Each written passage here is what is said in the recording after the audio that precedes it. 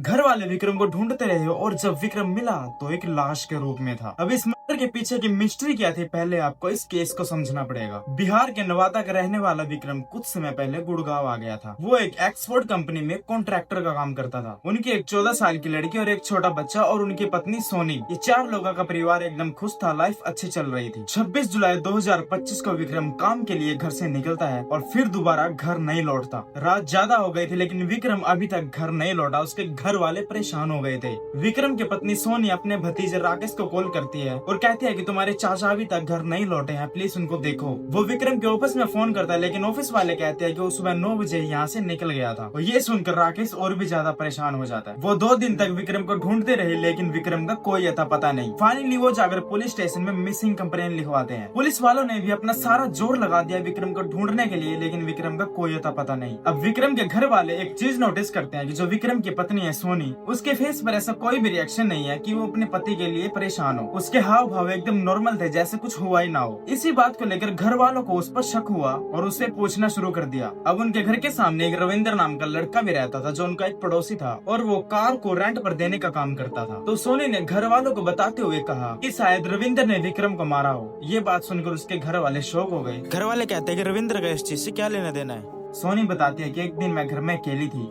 रविंद्र आया, उसने मेरे साथ गलत हरकत की और उस चीज की उसने वीडियो बना ली और मुझको ब्लैकमेल करना शुरू कर दिया और कहा कि इस वीडियो को मैं सोशल मीडिया पर वायरल कर दूंगा क्योंकि वो चाहता था कि विक्रम मुझसे अलग हो जाए। तो शायद रविंद्र ने ही विक्रम को मारा होगा। ये बात सुनकर घर वाले जल्दी से पुलिस को बताते हैं। 1 अगस्त को पुलिस रविंद्र को अपनी हिरासत में ले लेती है। रविंद्र टूट जाता और सब कबूल करता, कहता है मैंने ही विक्रम की हत्या की थी। सुबह जब वो ऑफिस में जा रहा तो हम 3 लोगों ने मिलकर उसका किडनैप किया और उसके गला घोट कर हत्या कर दी और एक भैंसों के तबेले में जाकर उसकी बॉडी को दफना दिया। ये सब बताते हुए रविंद्र ने कुछ ऐसी बात कही कि ये बात सुनकर सबके होश उड़ गए। उसने कहा कि विक्रम को मारने के बाद सबसे पहले मैंने विक्रम की पत्नी सोनी को कॉल किया था और जब पुलिस वाले सोनी से पूछने लगे तो सोनी टूट गई और उसने अपना प्लान बताना शुरू कर दिया। उसने बताया कि रविंद्र का और मेरा अफेयर चल रहा था। जब भी वो दोनों संबंध बनाते तो वो एक वीडियो रिकॉर्ड कर लेते थे और एक दिन सोनी की बेटी रविंद्र की बेटी के साथ खेलने के लिए उसके घर गई हुई थी। उसने उसका फोन ऐसे ही उठा लिया और उसने उन दोनों की वीडियो देख ली और देखने के बाद उसने डिलीट कर दी। कुछ समय के बाद रविंद्र ने देखा कि उसके फोन से वीडियो डिलीट है और इसी डर के मारे कि कहीं उसकी बेटी विक्रम को न बता दे, सोनी और रविंद्र ने ये सब प्लान रचा और विक्रम की हत्या कर दी। इस केस के बारे में आपकी क्या राय है, कमेंट में जरूर बताना।